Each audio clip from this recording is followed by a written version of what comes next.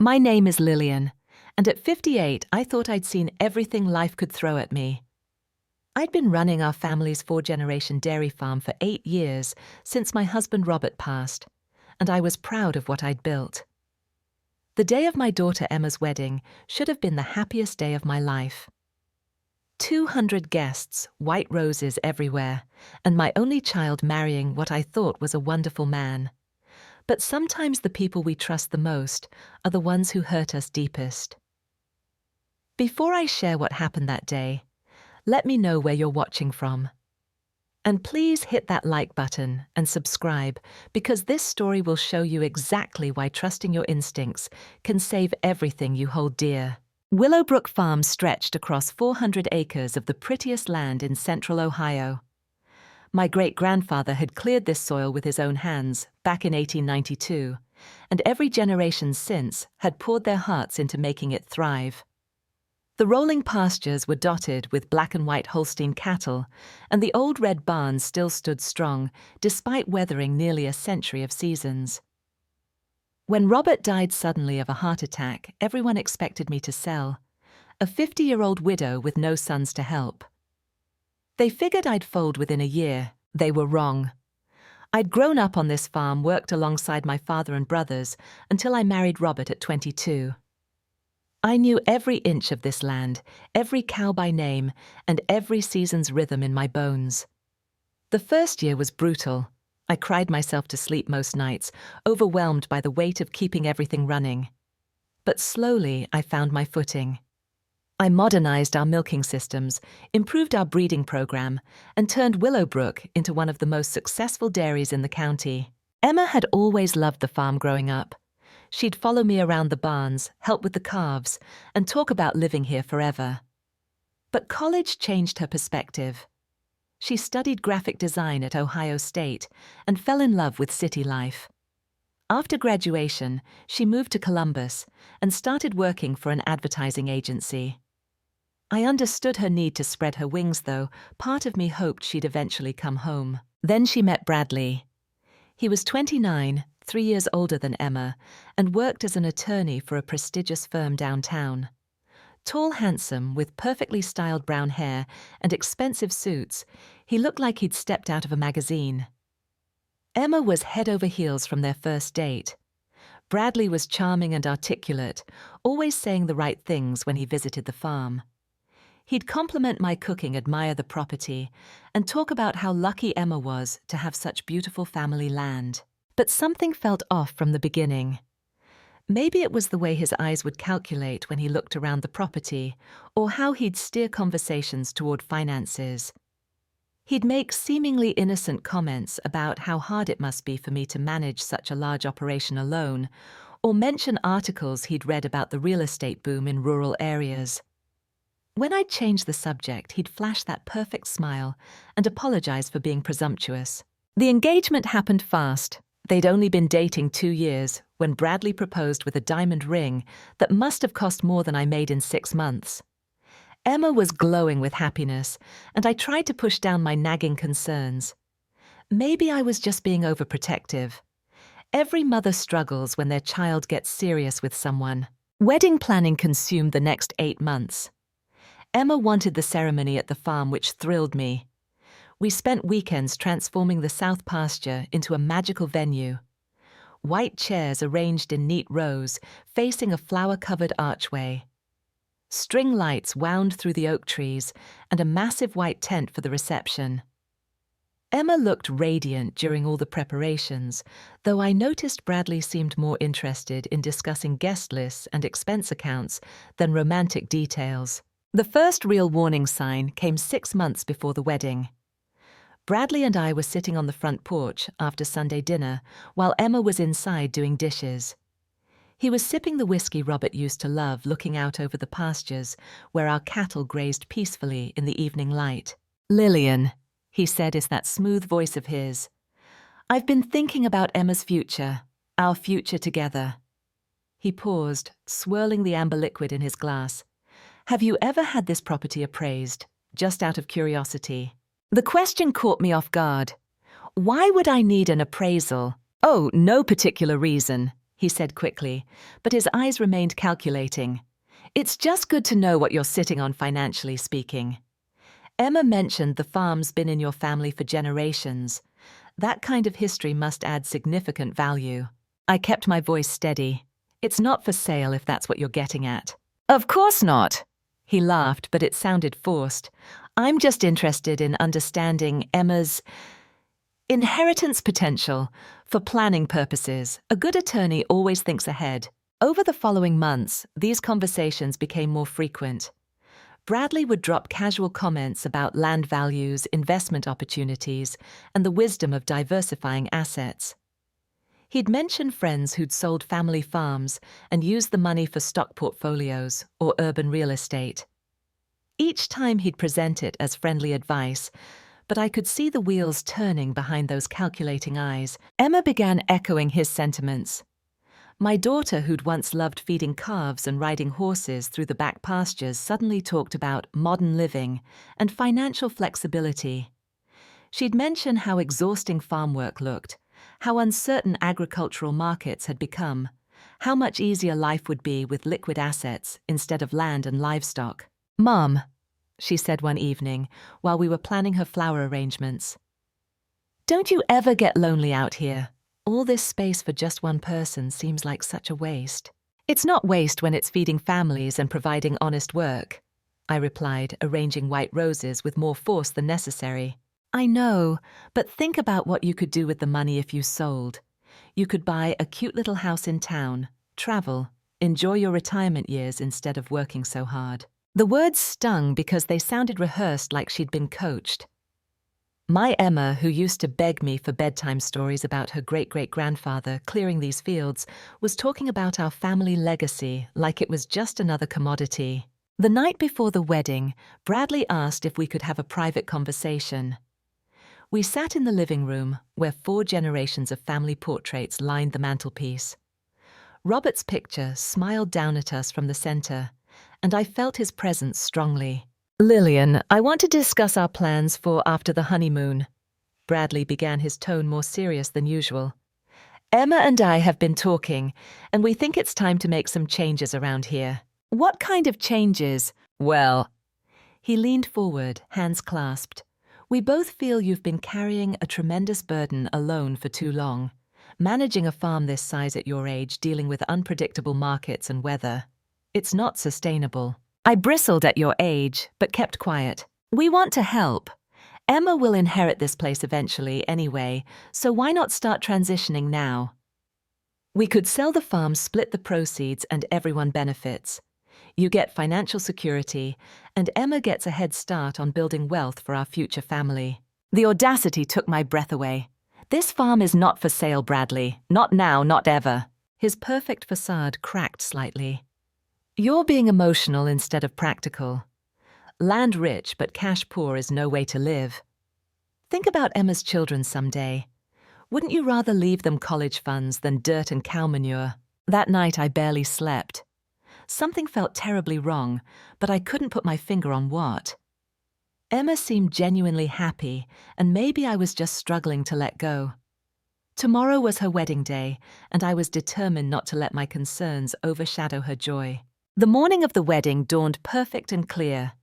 September in Ohio can be unpredictable, but the weather gods smiled on us with temperatures in the mid-70s and not a cloud in the sky. I woke before sunrise, as I always did, and went through my regular farm routine. The cattle needed milking, regardless of what special day it was, and the familiar rhythm of morning chores calmed my nerves. Emma was staying in her childhood bedroom, and I could hear her moving around upstairs as her bridesmaids arrived. The house filled with excited chatter, curling irons, and the sweet scent of hairspray. Professional photographers wandered through, capturing getting ready shots, while Emma transformed from my little girl into a radiant bride. Her dress was stunning. Ivory silk with delicate lace sleeves fitted through the bodice and flowing into a train that would photograph beautifully against the farm's rustic backdrop. When she came downstairs for her first look, tears pricked my eyes. She looked exactly like my mother had on her wedding day, with the same bright smile and sparkling eyes full of hope. Oh, honey, I whispered, adjusting her veil. You're absolutely beautiful. Do you think Daddy would be proud? She asked, her voice catching slightly. He'd be bursting with pride, I assured her, squeezing her hands. You know he's watching today. Bradley arrived early with his groomsman looking impeccable in his tailored black tuxedo. He kissed Emma's hand when he saw her murmuring something that made her blush and giggle. Whatever doubts I harbored his love for her seemed genuine in that moment.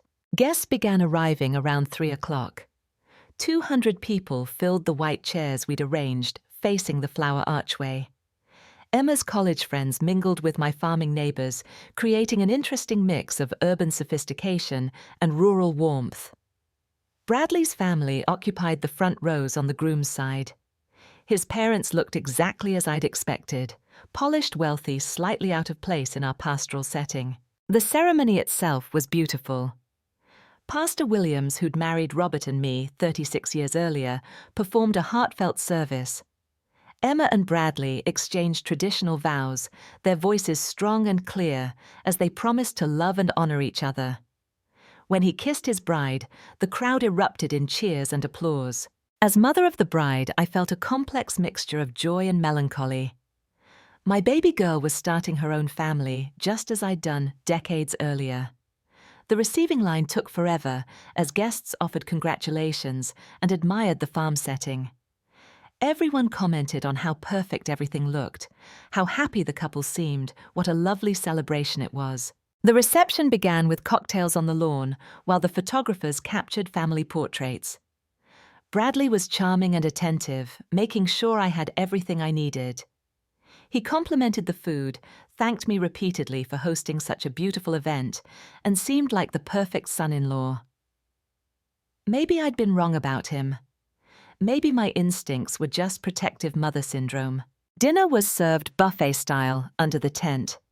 BBQ pulled pork-roasted chicken corn on the cob, and all the traditional sides that represented our farming community. Bradley's city friends seemed to enjoy the rustic fare, and the atmosphere was relaxed and celebratory. Speeches followed dinner, with Bradley's best man telling embarrassing college stories, and Emma's maid of honor reading a poem about friendship that had everyone tearing up. When the dancing started, I watched Emma and Bradley sway to their first dance as husband and wife. They looked perfect together under the string lights, lost in their own world of happiness. This was what I'd worked for, sacrificed for, hoped for.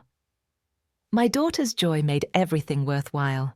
According to tradition, the groom dances with the mother of the bride after the first dance. Bradley approached me with a smile and extended his hand. "May I have this honor, Lillian?" We moved onto the dance floor as the band played a slow version of What a Wonderful World. Bradley was a smooth dancer, leading confidently as we swayed among the other couples. For the first few moments, everything felt normal and pleasant. Then he leaned close to my ear and whispered, "We need to talk about the farm tonight." My body stiffened, but I kept smiling for the cameras. "This isn't the time or place, Bradley. Actually, it's the perfect time. Everyone's here, everyone's happy. The ideal moment for big announcements." His grip on my waist tightened slightly. "Emma and I have been discussing this for months. We want to make tonight even more special." "I don't know what you think you're discussing, but—" "The transfer papers," he interrupted softly. "We want to surprise everyone with the news that you're gifting us the farm as a wedding present. Imagine how impressed our guests will be with such generosity." I stopped dancing mid-song. "You want to do what?" Bradley smoothly continued moving, forcing me to follow or create a scene. "Don't look so shocked. It makes perfect sense. Emma's your only heir anyway, and I can manage the business side much better than you can. We'll take good care of everything." "This conversation is over," I said firmly, trying to step away. But Bradley held tight, his smile never wavering, even as his voice turned cold. "Actually, it's just beginning. We can do this the easy way or the hard way, but one way or another, we're walking out of here tonight as the new owners of Willowbrook Farm." The song ended, and I pulled free from his grip. My heart was pounding, but I managed to maintain composure as we returned to our table. Emma was chatting with relatives glowing with happiness, completely unaware of the bomb her new husband had just dropped. I excused myself and went inside the house, needing a moment to collect my thoughts. This couldn't be happening. Bradley couldn't seriously expect me to hand over my family's legacy at his wedding reception. It was absurd, manipulative, and absolutely not going to happen. But when I returned to the tent, I noticed Emma and Bradley huddled in intense conversation. Her face looked troubled, and he was gesturing emphatically. Whatever he was telling her, she didn't look happy about it. My stomach dropped as I realized this wasn't some spontaneous idea. They'd planned this. Bradley caught my eye across the tent and nodded toward the house. Emma rose reluctantly, and they began walking in my direction.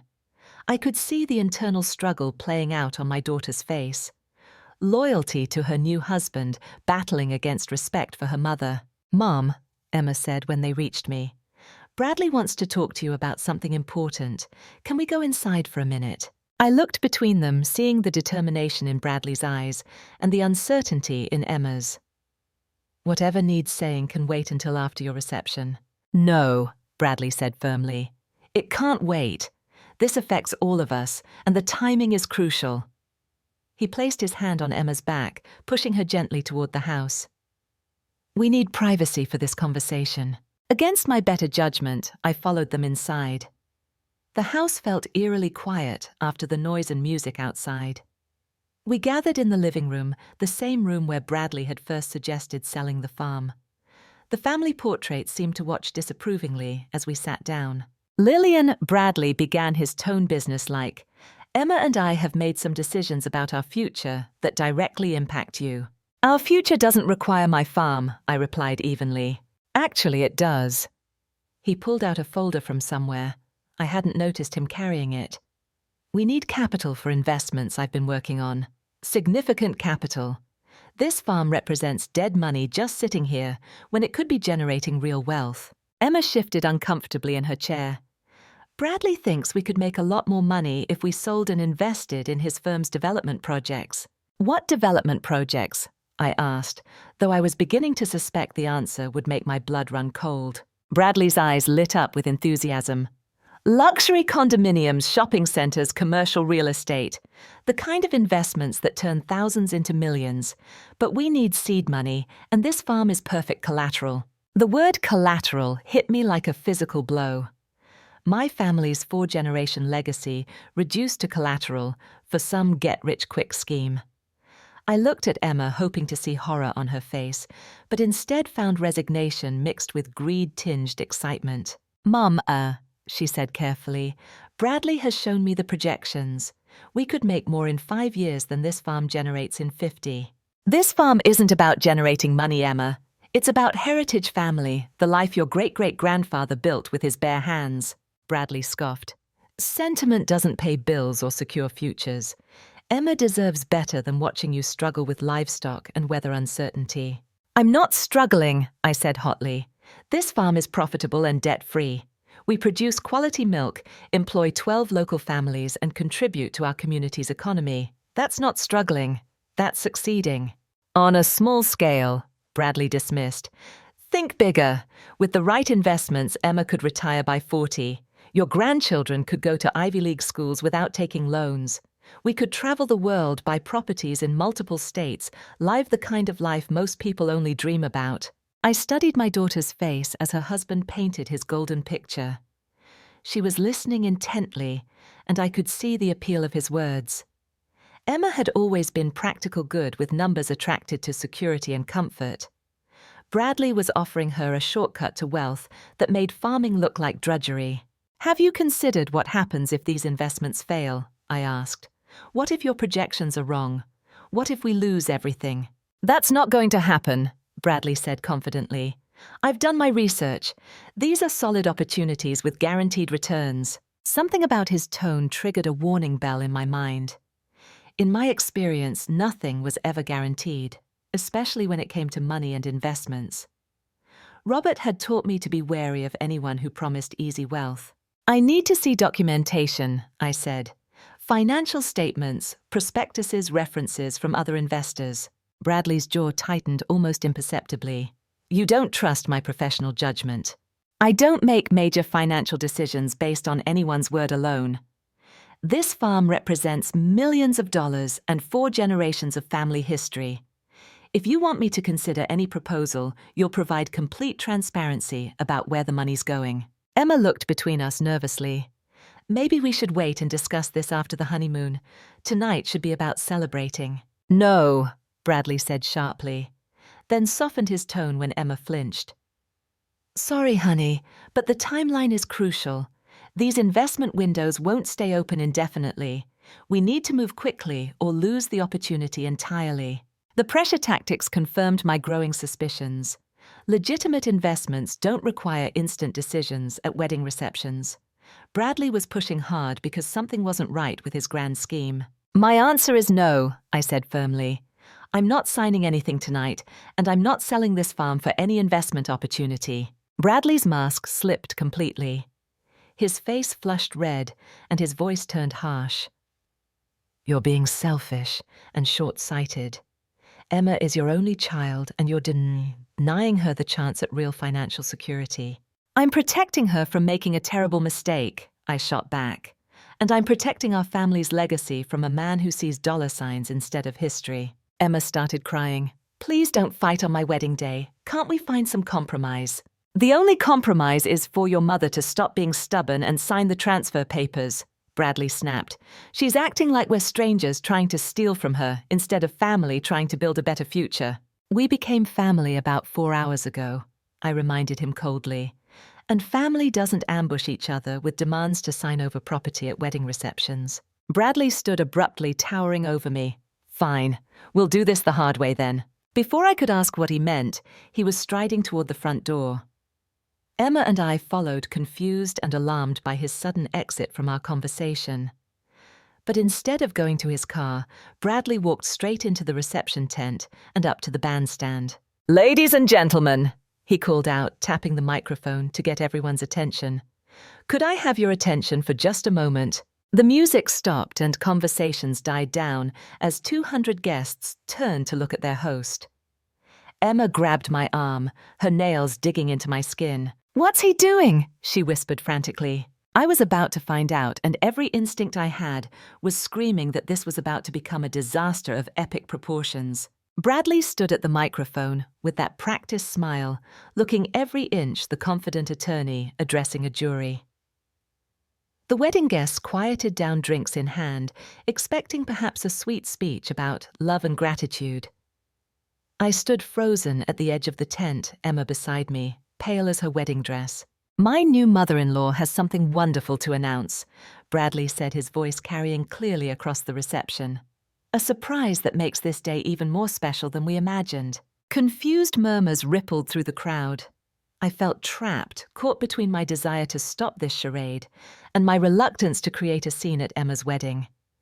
Bradley's eyes found mine across the tent, challenging me to contradict him publicly. "Lillian," he called out cheerfully, "don't be shy. Come tell everyone about your generous wedding gift." Every face turned toward me expectantly. These were my neighbors, my friends, people who'd known me for decades.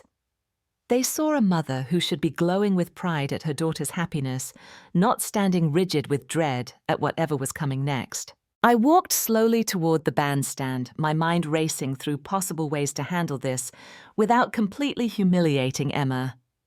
Maybe I could deflect, make some generic comment about wishing the couple well, and steer attention back to dancing and celebration. But Bradley wasn't going to let me off that easily. "Ladies and gentlemen," he announced as I reached him. "Lillian has decided to deed over Willowbrook Farm to Emma and me as a wedding present, 4 generations of family heritage passed down to start our new life together." The crowd erupted in surprised applause and congratulations. People were smiling, nodding approval, calling out how generous and wonderful the gesture was. I stood there in shock as Bradley beamed at the audience. "Now, Lillian," he said, pulling a keyring from his pocket, "if you'll just hand over the farm keys, we can make this official." The keyring caught the light from the string overhead. They were my keys, the ones to the house, the barns, the equipment sheds, everything that mattered in my world. How had he gotten them? Then I remembered setting my purse down in the house during our conversation. He must have taken them while Emma and I were talking. I never agreed to give anyone the keys to my farm, I said clearly, my voice carrying without the microphone. The applause died instantly. Confusion replaced celebration as guests tried to understand what was happening. Bradley's smile tightened, but he maintained his cheerful facade. "Oh, come now, don't be modest," he said with a forced laugh. "We discussed this extensively. You said you were ready to retire and let the younger generation take over." I said nothing of the kind. My voice was getting stronger as anger replaced shock. "I am not giving you my farm, and I am not giving you my keys." The tent fell completely silent. 200 people watched this surreal drama unfold, unsure whether they were witnessing a family disagreement or something more serious. Emma stood at the edge of the crowd, tears streaming down her face. Bradley leaned closer to the microphone, his mask slipping further. "You're embarrassing Emma on her wedding day, Lillian. Everyone can see how generous this gift would be. Don't ruin her special moment with stubbornness." "The only person embarrassing anyone here is you," I replied loudly enough for everyone to hear. "Trying to manipulate me into signing over my property in front of guests who have no idea what's really happening." Gasps and murmurs spread through the crowd. Bradley's face was turning red, his careful composure cracking under the weight of public rejection.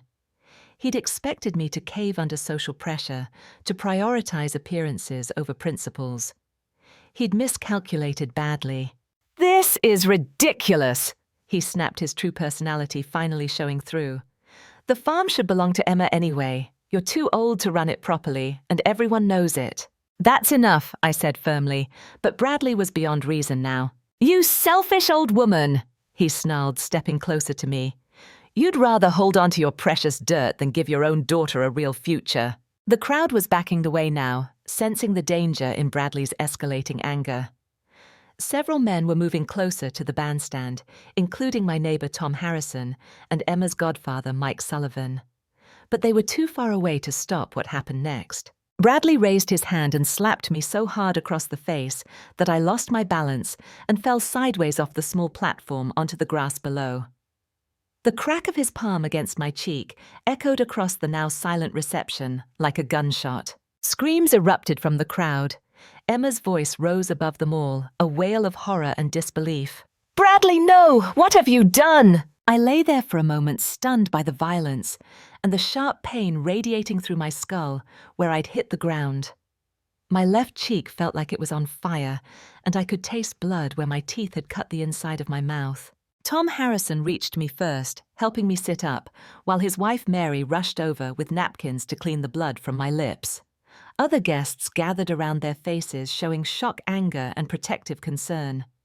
Someone was shouting for someone to call the police. Through it all, I could hear Bradley's voice, high and desperate now, trying to regain control of a situation that had spiraled completely beyond his management. "She fell," he was saying. "It was an accident. She lost her balance. I was just trying to reason with her." But 200 witnesses had seen exactly what happened, and Bradley's lies weren't fooling anyone. I stood up slowly, my head spinning and my cheek throbbing, but my resolve crystallizing into something unbreakable. The physical pain was nothing compared to the clarity that came with finally seeing Bradley's true nature exposed for everyone to witness. "I'm leaving," I announced, brushing grass stains off my dress. "This reception is over." Emma was sobbing uncontrollably, being comforted by her bridesmaids, who looked as shocked as everyone else. She kept repeating, I'm sorry," though whether she was apologizing to me or to the guests, or to herself, I couldn't tell. Bradley was still making excuses, his voice getting more frantic, as people turned away from him in disgust. "She's being unreasonable," he called out to anyone who would listen. "All we wanted was what's best for the family." Tom Harrison stepped between Bradley and me, his face grim. "Son, I suggest you stop talking and think real hard about what just happened here." "This is none of your business," Bradley snapped. "When you assault my neighbor at her daughter's wedding, it becomes my business," Tom replied evenly. "Lillian, do you want me to call Sheriff Thompson?" I looked around at the faces of my community. Farmers, business owners, church members, people who'd known me for decades. They were all waiting to support whatever decision I made. The solidarity was overwhelming and strengthening. "Not yet," I said quietly, but thank you. I walked to where Emma stood, surrounded by her friends. Her makeup was ruined from crying, and she looked like a lost child despite being 26 years old. Emma, I said gently, you can come home with me tonight if you want. She nodded through her tears, but couldn't seem to form words. I could see the internal war playing out on her face. Loyalty to her new husband, battling against horror at what she'd witnessed. Bradley appeared at her other side, trying to take her arm. Emma, honey, we need to talk privately. This is all a misunderstanding that got blown out of proportion. Don't touch her, I said firmly. She's my wife, Bradley shot back. And she's my daughter, and right now she's choosing who to trust. I looked directly at Emma. What do you want to do, sweetheart? Emma looked between us then at the crowd of guests who were packing up their things and leaving in uncomfortable silence. The beautiful wedding she'd planned for months was ending in disaster, and I could see her struggling to process the reality of what had just occurred. I need time to think, she whispered finally. Of course you do, I said, kissing her forehead gently. Take all the time you need. I walked to my pickup truck, which was parked behind the house, away from the departing guests. My hands were shaking as I fumbled with the keys, adrenaline and shock, making simple tasks difficult. The whole side of my face was swelling up, and I could feel a bruise forming that would be spectacular by morning. As I drove away from Willowbrook Farm, I could see the cleanup beginning in my rearview mirror. The beautiful white tent that had hosted such joy just hours earlier now looked like the scene of a crime, which in many ways it was. But I wasn't driving aimlessly. I had a plan. One that had been forming in the back of my mind for weeks, as Bradley's true intentions became clearer. I'd been hoping I was wrong about him, hoping my protective instincts were just overreaction. But deep down, I'd known this confrontation was coming, and I'd taken steps to prepare for it. I drove straight to town to the office building where Michael Crawford kept his law practice. Michael had been Robert's best friend since childhood and had handled all our family's legal affairs for 30 years. More importantly, he'd been quietly investigating Bradley Williams for the past month at my request. The building was dark except for the security lights, but I knew Michael would be there. I'd called him 3 days ago and asked him to be available tonight if things went wrong at the wedding. He'd questioned my reasons, but when I explained my concerns about Bradley's behavior and Emma's sudden change in attitude about the farm, he'd agreed to do some discreet research. I parked under a streetlight and called his cell phone. Michael, it's Lillian. I need you. I'll be right down, he said without hesitation. Are you hurt? I'll survive. I replied, though my reflection in the truck's mirror showed a woman with a swollen face and grass in her hair who looked like she'd been through hell. Michael appeared at the building's entrance within minutes, still dressed in his wedding guest attire, but carrying a thick file folder. He took one look at my face, and his expression turned thunderous. That son of a bitch hit you, he said, not a question but a statement of fact. In front of 200 witnesses, I confirmed. Tell me you found something useful in your investigation. Michael helped me out of the truck and guided me toward his office. Oh, I found plenty. Bradley Williams is in serious trouble, Lillian. The kind of trouble that makes assaulting someone at their wedding reception look like a minor crime. As we rode the elevator to his third-floor office, I felt the first stirring of satisfaction I'd experienced all evening. Whatever Bradley thought he was going to accomplish with his public ambush had backfired spectacularly. And if Michael's investigation had uncovered what I suspected it had, Bradley's problems were just beginning. The elevator doors opened, and Michael led me down the familiar hallway to his office, where the answers I'd been seeking were waiting in that thick file folder. For the first time since the wedding ceremony began, I smiled. Michael's office felt like a sanctuary after the chaos of the reception. He settled me into the comfortable leather chair across from his desk and handed me an ice pack for my swollen cheek before opening the thick file he'd been carrying. Before we get to Bradley's criminal activities, he said seriously, we need to document your injuries and file assault charges. I've already called Sheriff Thompson. He's on his way to arrest Bradley at the farm. Criminal activities, I asked, though I'd suspected as much. Multiple felonies, Michael confirmed grimly. But first, let me take photos of your face and get your statement about what happened tonight. As Michael documented the evidence of Bradley's assault, he explained what his investigation had uncovered. Bradley Williams was living a complete lie built on a foundation of debt deception and desperation that made his actions tonight seem almost inevitable. He's not just in financial trouble, Lillian. He's facing disbarment criminal charges and bankruptcy. The law firm fired him 6 weeks ago for embezzling client funds, but he's been pretending to go to work every day, so Emma wouldn't find out. The ice pack slipped from my numb fingers. Embezzlement. $200,000 from his clients' escrow accounts. He used the money to cover gambling debts that spiraled completely out of control. Online poker sports betting casino trips to Vegas. He's what they call a problem gambler, with no impulse control.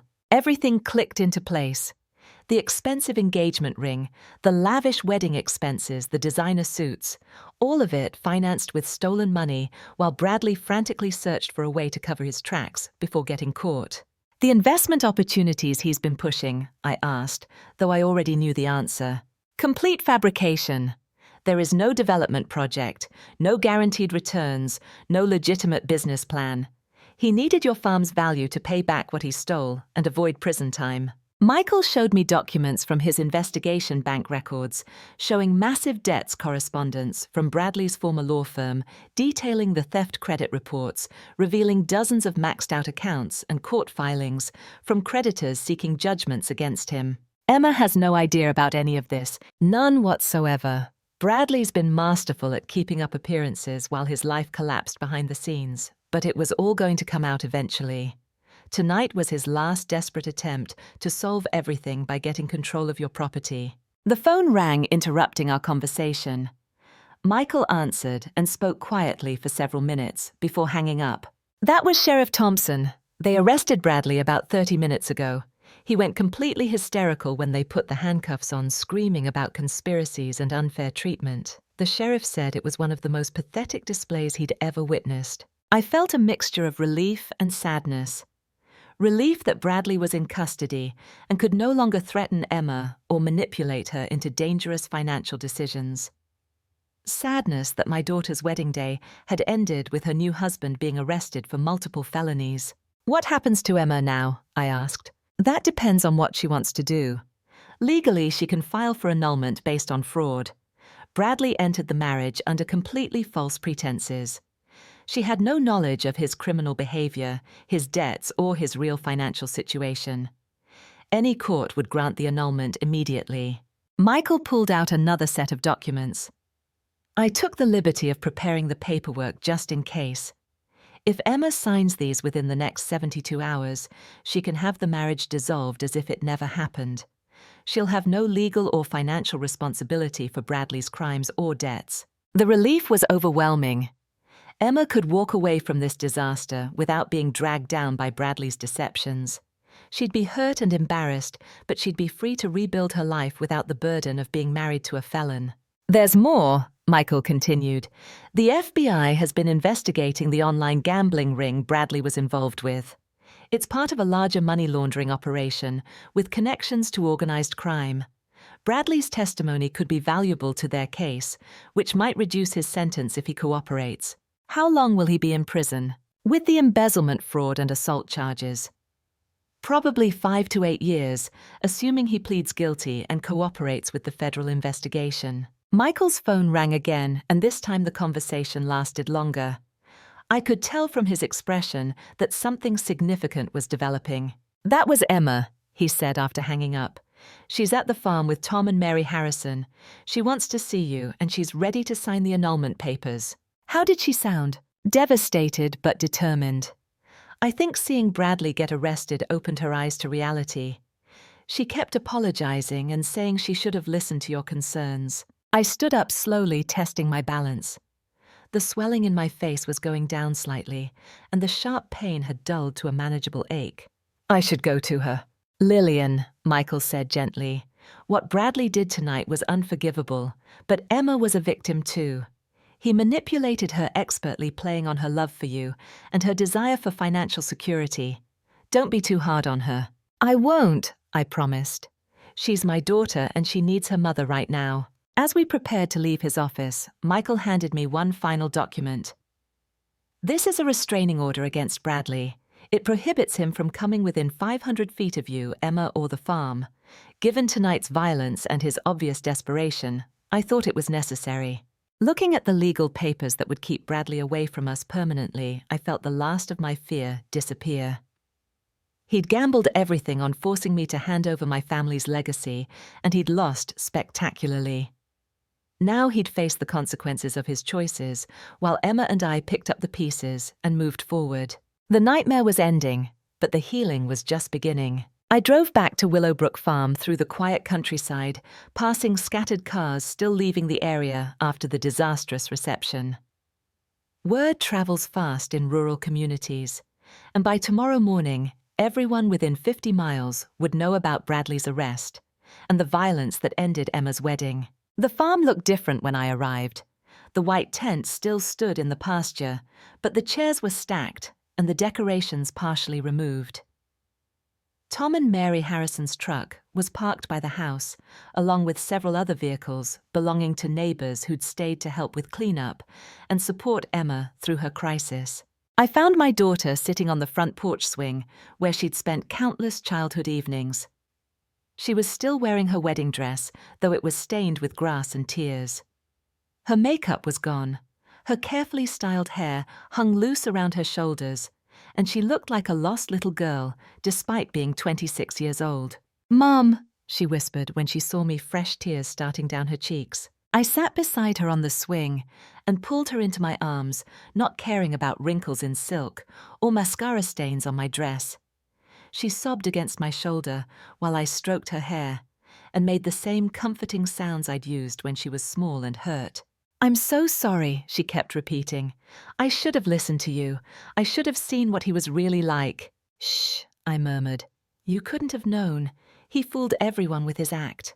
But you didn't trust him. You tried to warn me, and I chose his side instead of yours. How could I do that to you?" Mary Harrison appeared with 2 cups of hot tea and a plate of sandwiches. "You need to eat something," she said kindly to Emma. "And your mother needs sustenance too, after what she's been through." As Emma and I shared the simple meal, I told her about Michael's investigation and what we'd learned about Bradley's real situation. Her face went through a range of emotions: shock, horror, disgust, and finally a kind of numb acceptance. "He never loved me," she said quietly. "It was all about getting to the farm." "I don't think that's entirely true," I replied carefully. "I believe he did care for you in his own way, but his gambling addiction and financial desperation twisted everything. He saw you as a solution to his problems rather than a person to cherish." Michael arrived with the annulment papers just as the sun was setting. Emma signed them without hesitation, her signature legally ending a marriage that had lasted less than 8 hours. The pen strokes that dissolved her union also freed her from any responsibility for Bradley's massive debts and criminal actions. "What happens now?" she asked after Michael left. "Now we heal," I said simply. "We clean up this mess, put the farm back together, and figure out what comes next for both of us." "Can I stay here for a while? I can't go back to our apartment, not after everything." "This is your home for as long as you want it," I assured her. "Your bedroom is exactly the same as when you left for college." Over the next several weeks, Emma and I slowly rebuilt our relationship while she recovered from the trauma of her wedding day. She quit her job in Columbus, unable to face the questions and pitying looks from co-workers who'd heard about the scandal. Instead, she threw herself into farm work with an enthusiasm I hadn't seen since she was a teenager. We modernized the business together, with Emma designing a website and social media presence that showcased our sustainable farming practices. Her graphic design skills proved invaluable in developing marketing materials for our farm-to-table initiatives and agri-tourism programs. 6 months after the wedding disaster, Emma had transformed from a city girl back into a confident farm woman who understood the value of honest work and generational legacy. She started dating Tom Harrison's youngest son, David, who'd taken over the family's grain operation after college. Their relationship built slowly on friendship and shared values rather than manipulation and false promises. Bradley was sentenced to 6 years in federal prison after pleading guilty to embezzlement fraud and assault charges. His cooperation with the FBI investigation into the gambling operation reduced what could have been a much longer sentence. Emma attended none of his court hearings and never responded to the letters he sent from jail. The farm thrived under our joint management. We expanded into organic vegetables, started offering farm tours and educational programs, and developed partnerships with local restaurants seeking farm-fresh ingredients. The property that Bradley had seen only as collateral for his schemes became more profitable and sustainable than ever before. Standing in the same pasture where Emma's wedding tent had been watching her lead a group of school children on a tour of our dairy operation, I felt a deep sense of satisfaction. Bradley's attempt to steal our family legacy had backfired completely, strengthening our bond and renewing our commitment to the land that had sustained 4 generations of our family. Sometimes the worst moments in our lives lead to the most important revelations. Emma learned the difference between love and manipulation, between genuine partnership and exploitative control. I learned that trusting my instincts was more valuable than keeping peace at any cost. The farm keys that Bradley had tried to take by force remained safely in my possession. But now they symbolized something deeper than property ownership. They represented the wisdom to recognize danger, the courage to stand against it, and the power of family bonds that can't be broken by greed or manipulation. Emma never had another wedding in our pasture, but she didn't need one. When she and David decided to marry 3 years later, they chose a simple ceremony at the courthouse with just immediate family present. Their love was built on honesty, respect, and shared dreams for the future. Everything her first marriage had lacked.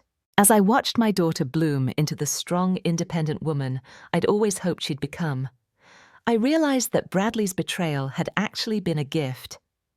It had shown Emma who she really was when stripped of illusions and forced to choose between comfortable lies and difficult truths. The keys to Willowbrook Farm would stay in our family where they belonged, passed down to children who understood their true value. Not as collateral for get-rich-quick schemes, but as symbols of integrity, hard work, and the unbreakable bonds that tie us to the land and to each other. Trust your instincts when people try to pressure you into life-changing decisions, especially when they use emotional manipulation or artificial time constraints.